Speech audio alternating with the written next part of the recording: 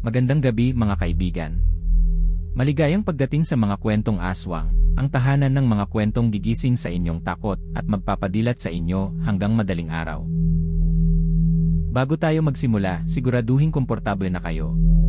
Patayin ang ilaw, isuot ang inyong earphones, at huwag munang lilingon kapag may narinig kayong kaluskos sa inyong likuran. Kung mahilig kayo sa mga kwentong puno ng hiwaga, kababalaghan, at nakatatakot na aral, huwag kalimutang i-like ang video at mag-subscribe sa ating channel. I-share din ito sa kaibigan nyong matapang daw, ngunit natutulog na nakabukas ang ilaw. Mga kaibigan, ang kwentong maririnig niyo ngayong gabi ang huling episode at grand finale ng unang season ng Ang Lakbay ni Elias, Tagapagmana ng Liwanag. Sa nakaraang kabanata, pinalaya ni Elias ang kanyang inang si Rosa at winakasan ang 300 taong buhay ng gabunang si Lakan Sidlak. Ngunit ang kamatayan ni Lakan ang ikalawang huling selyong kailangan upang mabuksan ang bilangguan ng Bakunawa. Kasabay nito, tinakpan ng Minokawa ang araw at nilamon ang liwanag ng mga baryong iniligtas ni Elias. Ngayong gabi, magsasama-sama ang mga tao, kaluluwa, at dating nilalang na nakalaban ni Elias upang bawiin ang araw mula sa tuka ng Minokawa. At kapag umangat ang buwan, haharapin nila ang Bakunawang napakalaki upang patayin ng anumang gulok, agimat o hukbo. Huminga ng malalim, makinig, at tandaan, ang pinakamabigat na sakripisyo ay hindi laging buhay. Minsan, kailangan mong ialay ang alaala ng mga taong dahilan kung bakit pinili mong mabuhay. Simulan na natin ang ika-15 at huling kabanata ng Season 1 ng Ang Lakbay ni Elias, Tagapagmana ng Liwanag. Sa ibabaw ng bundok itim ay ibinuka ng Minokawa ang napakalaking tuka nito. Mula sa lupa ay umangat ang mga sinag na natitira sa sulo, bintana, at mata ng mga tao. Sinipsip ng ibon ang bawat liwanag hanggang maging kasing dilim ng hating gabi ang katanghalian. Sa paanan ng bundok ay nagtipon ang mga taong mula sa mga baryong minsang niligtas ni Elias. Naroon ang mga mangingisda ng San Isidro, mga taga-aninaw na nabawi ang anino, at mga pamilyang pinalaya mula sa sumpa ng mga aswang. Kasama rin nila ang berberoka, mga magindara, ang bungisngis, sigat-uban, at ang sarangay na ngayoy may malalim na uka sa dibdib. Dati, tayo ang tumatakbo palayo sa mga nilalang. Ngayon, sila ang kasama natin. Ibig bang sabihin nito ay tayo na ang nakatatakot? Ikaw pa rin ang pinakamadaling takutin. Mahalaga ang pagiging pareho kahit katapusan na ng mundo. Lumapit si Lira at iniabot kay Elias ang perlas na minsang nagligtas sa kanya mula sa awit ng Magindara. Itago mo ito. May natitirang liwanag ng dagat sa loob. Kakailanganin niyo iyan sa mga alon ng Bakunawa. Mas kailangan mo habang may ibong kumakain ng araw sa ibabaw mo. Sa tabi nila ay inilapag ng bungisngis ang malaking bahagi ng tulay na binantayan ito noon. Gagawin kong pamalo. Mabuti. Natatakot akong sabihin mong gagawin mong hapunan. Maaari ring pareho.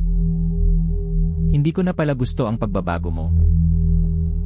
Tumingala si Rosa at pinagmasdan ang 3 maiitim na singsing na nakapulupot sa liig ng Minokawa. Hindi likas na tagasunod ni Lakan ang Minokawa. Isa itong nilalang na isinilang sa dilim sa pagitan ng mga bituin. Kinadena ito ng angka ng itim na buwan at ginutom ng ilang siglo.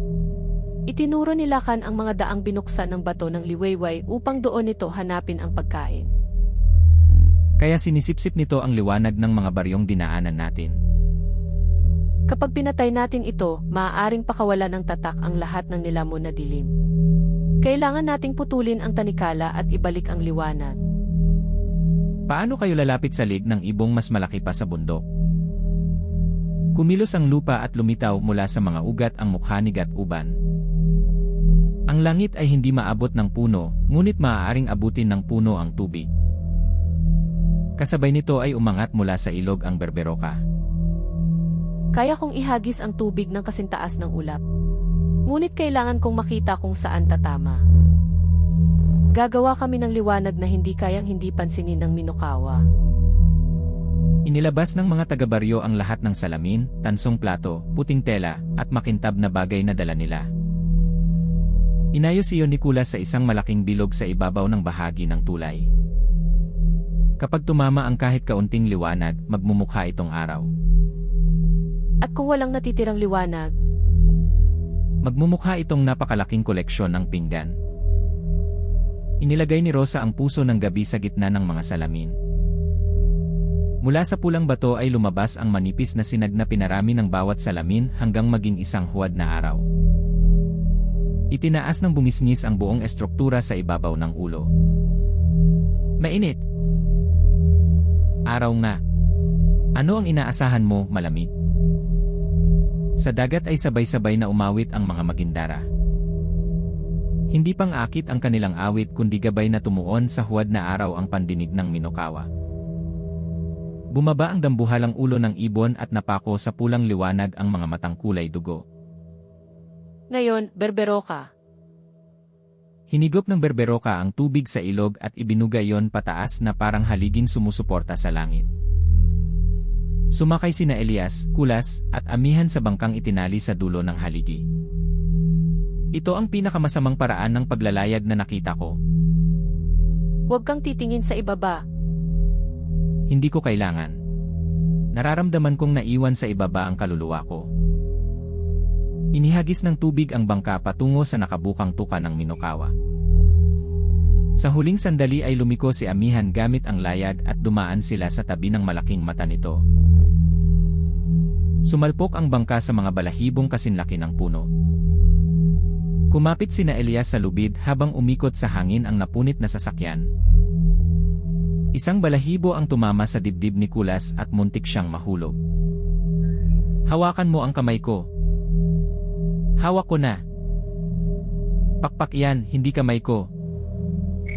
Lumipad ang Minokawa pataas habang nakasabit silang tatlo sa gilid ng lid nito. Sa bawat pagaspas ay humihiwa sa kanilang balat ang malamig na hangin. Gumapang si Elias patungo sa unang itim na singsing at pinakawalan ang unang sinat. Nakita niyang ang tatlong tanikala ay nakakabit sa sikmura, mata, at puso ng Minokawa. Ang una ang nagpapagutom sa kanya. Ang ikalawa ang nagtuturo kung saan may liwanag. Ang ikatlo ang pumipigil sa kanya na lumayo kay Lakan. Patay na si Lakan. Kapag naputol ang ikatlo, maaaring magwala ang natitirang utos sa loob nito. Kaya sabay nating puputulin ang tatlo. Ibinalot ni Kulas ang lubid sa unang singsing at itinali ang kabilang dulo sa malaking balahibo. Kapag sinabi kong hilahin, huwag niyong tanungin kung sigurado ako. Sigurado ka ba? Hindi pa nga ako nagsasabi. Napansin sila ng Minokawa at umikot ang ulo nito. Dumaan sa ibabaw nila ang tuka at tinapyas ang kalahati ng balahibong kinakapitan ni Elias. Dumulas siya at naiwan na lamang na nakakapit ang dalawang daliri sa matigas na balat. Sinunggaban ni Amihan ang sinturon niya habang pumulupot naman ang buhok ng magindara mula sa ibaba ng ulap. Hindi ka namin hahayaang mahulog. Ginamit ni Elias ang ikatlong sinag at sa maikling bugso ay umakyat muli sa leg. Itinarak niya ang gulok sa unang singsing habang sabay na pinatunog ni Amihan ang kampanang buto sa ikalawa. Kulas, ngayon. Hinila ni Kulas ang lubid. Bumaon ang malaking balahibo sa ikatlong singsing at sabay-sabay na nabiyak ang tatlong tanikala. Umungal ang Minokawa at biglang ibinuka ang tuka. Sa halip na hangin ay ilog ng puting apoy ang lumabas mula sa lalamunan nito. Nasa loob ng apoy ang mga sinag na nilamon mula sa bawat baryo. Hindi makalabas ang liwanag. May tatak pa sa loob ng sikmura. Bago siya mapigilan ay tumalon si Elias sa bukas na tuka. Elias, bakit ang solusyon mo sa lahat ay pumasok sa bibig ng mas malaking halimaw? Dumulas ang binata sa dila na mas malawak pa sa lansangan. Sa lalamunan ay sinasalubong siya ng mga bolang apoy na may mukha ng mga taong nawalan ng liwanag. Ibalik mo kami. Hindi pa tapos ang aming umaga. Sa pinakaloob ay nakita ni Elias ang tatak ng itim na buwan na nakabaon sa laman tulad ng malaking kawit. Pinakawalan niya ang ikaapat na sinag at hiniwa ang sumpang nagdudugtong sa tatak at sa puso ng ibon. Pumulupot ang may itim na ugat sa kanyang katawan at sinubukang hilahin siya sa kumukulong sikmura. Lumitaw sa paligid niya ang mga kaluluwang kusang tumugon sa ika-6 na sinat. Hindi namin puputulin para sa'yo. Ngunit hahawakan namin ang dilim habang tinatapos mo ang pinili mo. Hinawakan ng mga kaluluwa ang maiitim na ugat. Sa isang huling taga ay napigtal ang tatak at kumawala sa sikmura ang lahat ng liwanag. Sumabog palabas sa tuka at mata ng Minokawa ang puting apoy. Tumama ito sa huwad na araw sa lupa at kumalat sa mga salamin patungo sa bawat baryo. Muling nagliyab ang mga sulo, kumislap ang mga bintana, at nagbalik ang liwanag sa mga mata ng mga tao.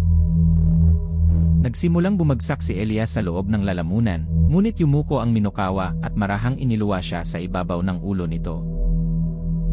Nawala ang pulang kulay sa mga mata ng dambuhalang ibon. Wala na ang tinig na nag-uutos sa aking gutom. Hindi namin kukunin ang buhay mo. Lumayo ka sa mga baryo at hanapin ang liwanag na hindi pag-aari ng iba. Sa pagitan ng mga bituin ay mailiwanag na walang tahanan. Doon ako kakain. Ibinuka ng Minokawa ang pakpak at ibinalik sina Elias sa paanan ng bundok. Bago ito lumipad palayo ay tumingin ito sa dagat. Nagising na ang kapatid ng aking gutom. Kapag umangat ang buwan, hindi ako makalilipad ng sapat na mataas upang takasan siya.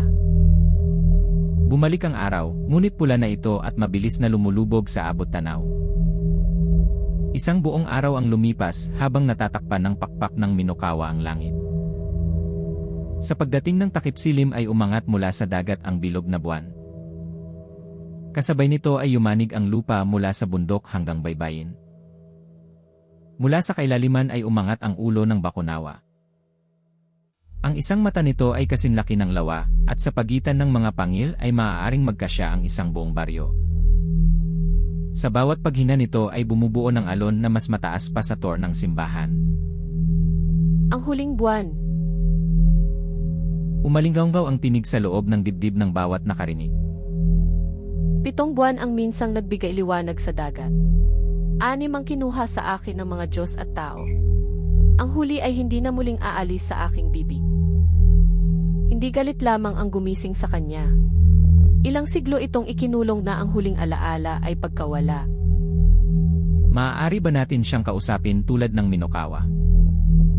Kayang pumili ng Minokawa kung saan tutugunan ang gutom. Ang Bakunawa ay gutom na naging katawan.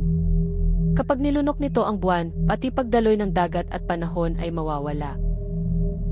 Itinaas ng Bakunawa ang ulo at nagsimulang pumulupot sa bundok itim. Ang bawat kaliskis nito ay kasing laki ng bahay at mas matigas pa sa bakal ng antingero. Kung hindi natin mapapatay, pipigilan natin itong umabot sa buwan. Sumugod ang sarangay at ibinaon ang ginintuang sungay sa pagitan ng 2 kaliskis. Umagos ang dugong kulay dagat, ngunit sa isang kislot ng katawan ay tumilapon ang tagapagbantay. Tumama siya sa bato at nabali ang dulo ng isang sungay.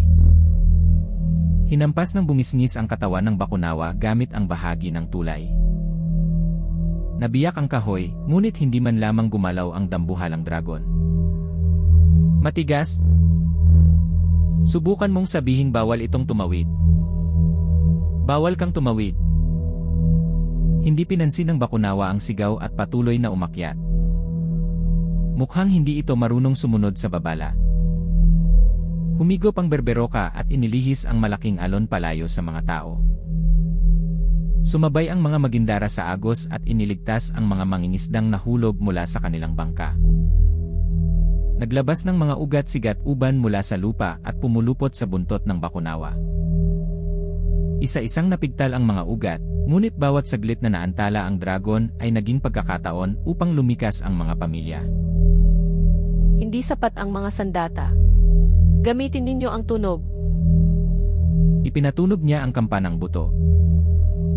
Tumugon ang mga taga-baryo gamit ang gong, kawali, tambol, kampana, at 2 piraso ng kawayan. Umalinggaw sa buong baybayin ang ingay na minsang ginagamit ng mga ninuno upang takutin ang Bakunawa. Napalingon ang dragon at bumaba ang ulo nito patungo sa mga gumagawa ng tunog. Gumagana. Naalala ng katawan nito ang sinaunang takot. Ngunit sa halip na tumakas ay ibinuka ng Bakunawa ang bibig at suminghak. Lumipad patungo rito ang mga gong, tambol, bubong, bangka, at mga taong hindi nakahawak ng mahigpit. Ibinagsak ng bungisngis ang katawan sa lupa at hinawakan ang lubid na nakakabit sa mga tao. Hindi ko kayo bibitawan. Dumulas ang higante sa putik habang napupunit ang balat ng mga palad nito. Kumapit ang sarangay sa likod ng bungisngis at ibinaon ang mga kuko sa bato. Sama-sama nilang napigilan ang mga tao na mahigop sa bibig ng dragon. Sa kabilang panig ay nahila si Lyra mula sa tubig. Tumalon si Elias at sinunggaban ang kanyang kamay bago siya umabot sa unang hanay ng mga pangil. Bitawan mo ako. Pareho tayong mahihigop. Tinuruan mo akong hindi iniiwan ang tumulong sa atin. Ibinaon ni Elias ang gulok sa bato at kumapit habang hinihila si Lyra. Napunit ang sugat sa kanyang tagiliran at bumuhos ang dugo, ngunit dumating ang Minokawa at hinampas ng pakpak ang hangin sa kabaliktarang direksyon. Nawala ang higop at bumagsak sa tubig sina Elias at Lyra. Hindi ko kayang patayin ang kapatid ng aking gutom. Ngunit kaya kitang dalhin sa ibabaw ng kanyang bibig. Hindi pa. Susubukan ko muna ang 6 na sinad. Umakyat si Elias sa isang mataas na bato at itinutok ang bato ng liwayway sa Bakunawa. Sa unang sinag ay nakita niya ang tunay na anyo ng dragon, hindi lamang laman at kaliskis, kundi isang napakalaking sumpang nakapulupot sa buwan. Sa ikalawang sinag ay sinubukan niyang ibalik sa langit ang liwanag na nilamon nito, ngunit wala pa itong ninanakaw sa kasalukuyang buwan. Sa ikatlong sinag ay tumakbo siya sa likod ng dragon, ngunit isang paggalaw lamang ng buntot ang nagpabagsak sa kanya. Sa ika-4 na sinag ay pinutol niya ang ilang lumang sumpa, ngunit sa ilalim ng bawat isa ay may mas sinaunang ugnayan. Sa ika-5 sinag ay pinagaling niya ang baling sungay ng sarangay, ngunit kumirot at nabiyak ang sariling noo niya. Sa ika-6 na sinag ay dumating ang mga kaluluwa, ngunit hindi nila kayang pigilan ang nilalang na mas matanda pa sa mga unang libingan. Anak, hindi kabiguan ang malaman mong hindi sapat ang sandatang hawak mo. Kapag ginamit ko ang ika-7 sinag, mawawala kayong lahat sa alaala ko. Ang alaala ay regalo, hindi tanikala. Hindi ka namin minahal upang habang buhay mo kaming dalhin na parang utang. Umakyat ng mas mataas ang Bakunawa at umabot ang bunganga sa mga ulap. Ang bilog na buwan ay unti-unting nawala sa pagitan ng mga pangil nito. Dumilim ang kalahati ng buwan at nagsimulang umapaw ang dagat sa mga baryo. Wala na tayong oras, Elias. Lumapit ang binata sa kanyang ina. 18 taon kitang hinanap. Ngayon na nakita kita, kailangan kitang kalimutan. Hindi mo kailangang gawin ito. Ikaw ang nagturo sa akin na ang pagmamahal ay hindi lamang alaala. Isa rin itong pasyang ginagawa araw-araw. Hinawakan ni Rosa ang mukha ng anak at pilit na inalala ang bawat guhit nito. Kapag hindi mo na ako kilala, ako ang muling magpapakilala sa iyo. Lumapit si Kulas habang pinupunasan ang mga matang kunwari ay napasukan lamang ng buhangin. Kapag kinuwento ko ang lahat, alisin ko ang mga bahaging nadapa ako. Kung gayon, magiging napakaikli ng kwento. Mabuti. Ibig sabihin, hindi mo pa ako nakakalimutan. Niyakap ni Kulas ang kaibigan at sa unang pagkakataon ay wala siyang idinagdag na biro. Lumapit naman si Amihan at ibinigay ang basag na kampanang buto. Itago mo ito hanggang sa huling sandali. Kapag hindi mo na maalala ang pangalan namin, alalahanin mong may mga taong kusang piniling samahan ka. Salamat sa pagpigil sa akin kapag galit ang nauuna sa isip ko. Salamat sa pagpapaalala sa aking hindi kahinaan ang humingi ng tulong. Nagdikit ang kanilang noo bago marahang lumayo si Amihan. Yumuko ang Minokawa at binuksan ang pakpak upang sakyan ni Elias. Kapag isinara mo ang bibig ng Bakunawa, maaaring madurog ka sa pagitan ng mga pangil.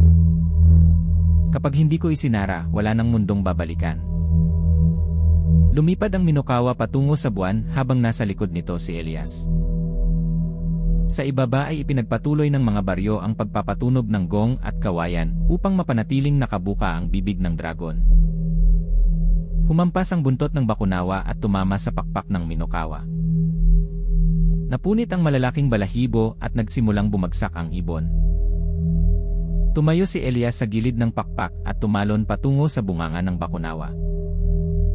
Elias, Dumaan siya sa pagitan ng dalawang pangil at nahulog sa ibabaw ng maitim na dila. Sa loob ay nakita niya ang 6 na bilog na anino ng mga buwang nilamon noong unang panahon. Sa pinakadulo ay may 7 bakanting bilog na naghihintay sa kasalukuyang buwan.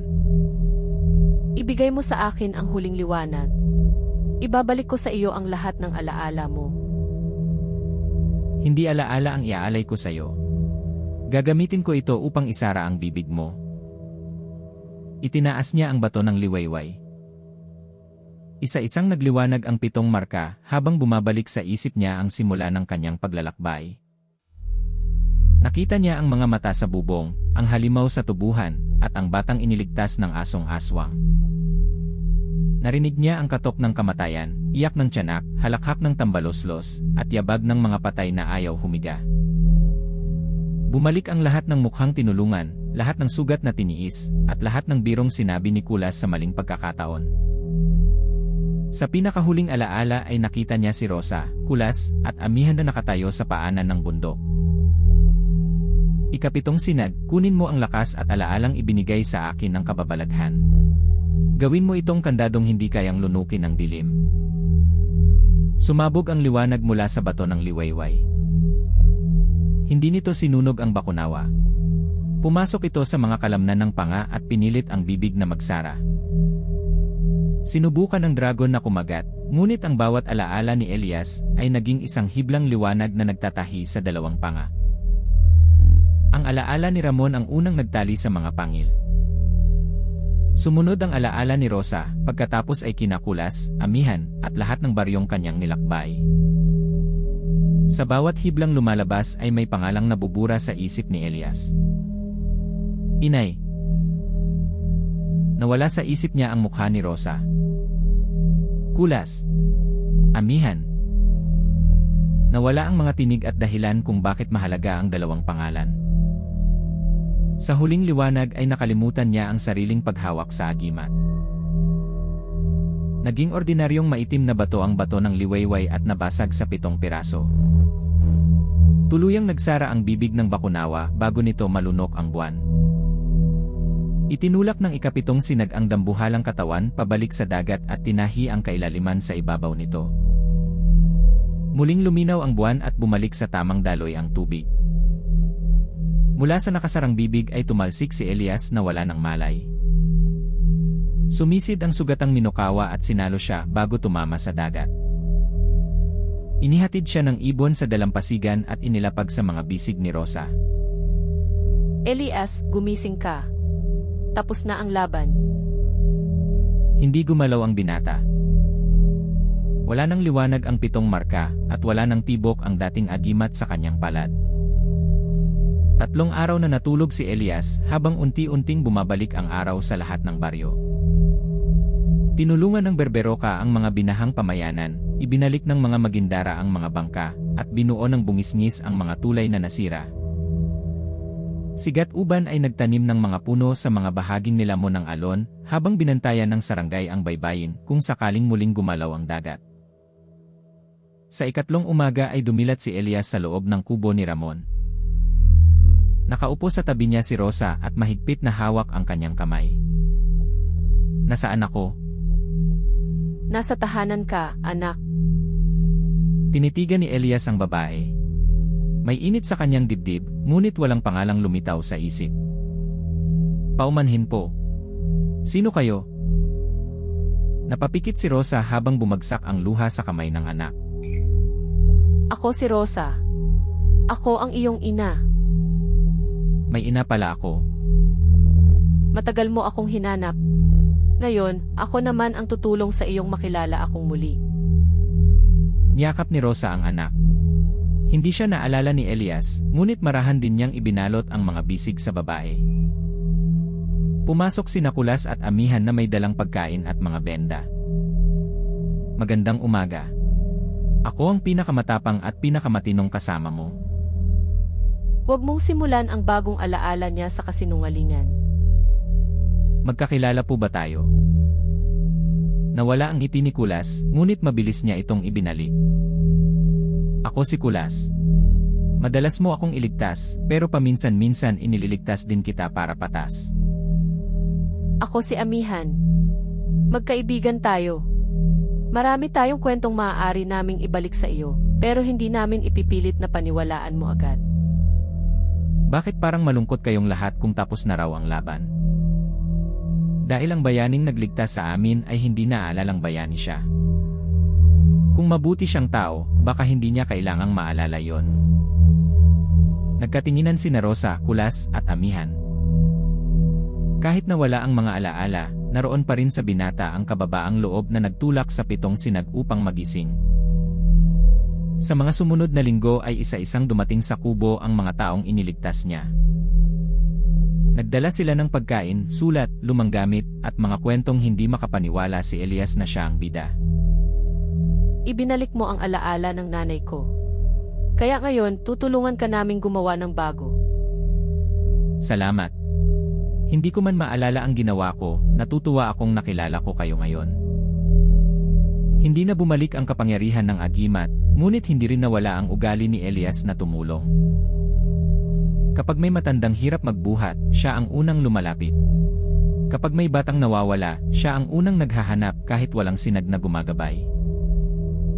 Isang gabi ay naupo silang 4 sa harap ng kubo habang maliwanag ang buwan. Gusto mo bang marinig ang unang kabanata? Ilang kabanata ba yan? 15 lamang. Kapag siya ang nagkwento, magiging 30. Simulan ninyo sa kung sino siya, hindi sa mga halimaw na pinatay o pinalaya niya. Isang araw, may binatang matigas ang ulo na nakakita ng mga mata sa bubong. Mukhang hindi maganda ang simula. Hindi rin maganda ang karamihan ng mga naging desisyon niya. Nagtawanan sila habang sinisimulan ni Kulas ang kwento ng bayaning nakaupo lamang sa tabi nila. Sa ilalim naman ng tahimik na dagat ay nakabaon ang dambuhalang katawan ng bakunawa. Sa pagitan ng 2 bato ay gumalaw ang isang maliit na kaliskis na natanggal sa huling labanan. Sa ibabaw nito ay lumitaw ang hugis ng unang sinag at isang alaala ni Elias na hindi tuluyang nakarating sa selyo. Natagpuan ko na ang unang alaala ng tagapagmana. Mula sa kadiliman ay lumitaw ang maputlang kamay na may mga kuko at kinuha ang kaliskis. Kapag natipon ko ang 7, hindi lamang ang bakunawa ang maibabalik ko. Maging ang nakaraan ay maaari kong baguhin. Sa sandaling iyon ay nagmulat ng mata si Elias sa kubo. Hindi niya alam kung bakit, ngunit narinig niya sa isip ang malayong tunog ng mga alon na tumatawag sa kanyang pangalan. Mga kaibigan, dito nagtatapos ang 15 at huling kabanata ng Season 1 ng Ang Lakbay ni Elias, Tagapagmana ng Liwanag. Sa Minokawa, nakita nating maging ang isang nilalang na kinatatakutan ng lahat ay maaaring bihag ng matagal na gutom at maling utos. Ang awa ay hindi kawalan ng tapang kapag sinasabayan ito ng paraan upang mapigil ang panganib. Sa huling pasya ni Elias, natutuhan nating hindi nasusukat ang kabutihan sa papuri, kapangyarihan, o alaala ng nagawa. Kahit makalimutan ng isang tao ang kanyang kabayanihan, nananatili ang mga buhay na binago ng kanyang pagpili. At sa pagbabalik ni Rosa, Kulas, at Amihan sa kanyang tabi, nakita nating ang pagmamahal ay handang muling magpakilala, muling magkwento, at muling magsimula kahit hindi na tayo maalala ng taong minsang nagligtas sa atin.